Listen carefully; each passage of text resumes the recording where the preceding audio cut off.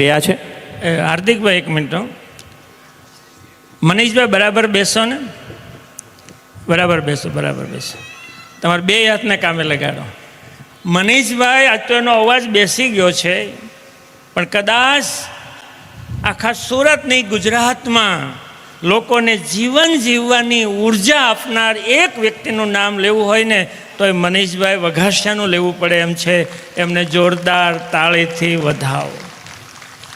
પણ હું અહીંયા માત્ર મનીષભાઈ તમારા વખાણ કરવા નથી આવ્યો, પણ મનીષભાઈ જ્યારે સંચાલન કરતા હતા ત્યારે બધાએ તમે સ્ક્રીનમાં એને જોયા ને, ત્યારે એક હાથમાં માઇક હતું અને બીજા હાથમાં કંઈક હતું.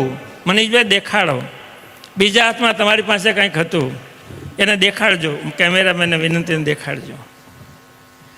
એ સંચાલન કરતા કરતા પણ માળા ફેરવતા હતા. એને જોરદાર તાળીથી વધાવો.